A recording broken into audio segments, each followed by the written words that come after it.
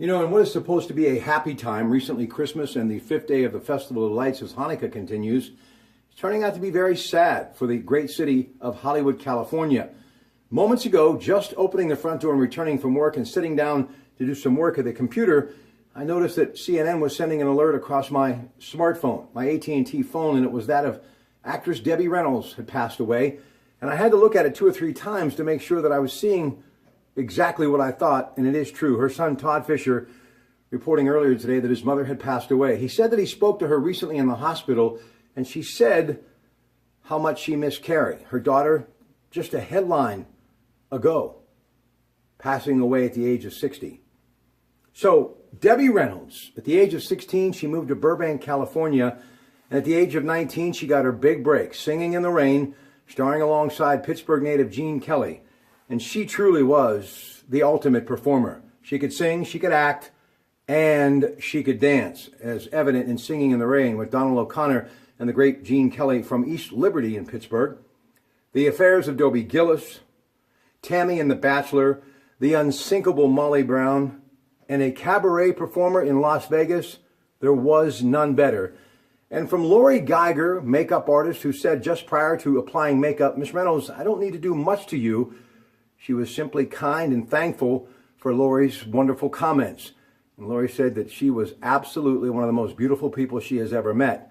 And from my friend Ted Arnaud, who had as close, if not closer relationship with her than anybody in this part of the country, was just raving about her on the Coons Market Black and Gold Sunday show just before the holiday. I have always felt a very special connection to her because her and my mother chronologically pretty much the same age. And my mother and I would stay up late at night watching her movies and remember going and seeing them when they were in the movie theaters for the very first time. And I was captivated by her smile, her beauty, and her presence on screen. And no matter the role, she would nail it. But her singing and dancing ability, if you've ever sat down and really analyzed Singing in the Rain, there are some top flight athletes in any sport, you pick it, who could not have kept up with what they were doing on that soundstage many years ago. It's very hard to understand what happens to someone when they lose a child prematurely.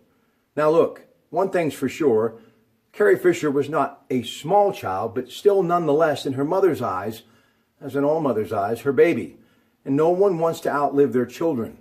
So you have to bring into the conversation a broken heart. And I knew Debbie Reynolds enough from afar to realize she loved her children.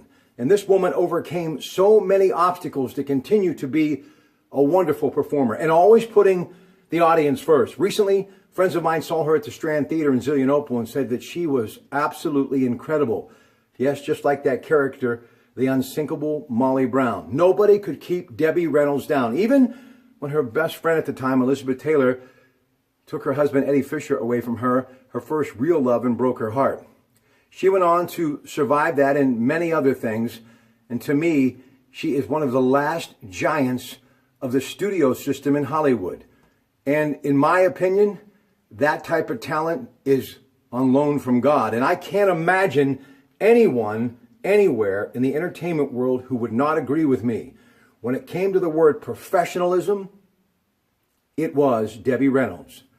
My heart too broken because I feel like I've lost a member of the family. She meant that much to us, and she was always a part of our lives, whether on that hi-fi stereo or on television or on one of the late night talk shows, or of course nominated for an Emmy Award for Will and Grace. She starred in that for many years on television, and also nominated for a Golden Globe Award. She even won a Tony Award.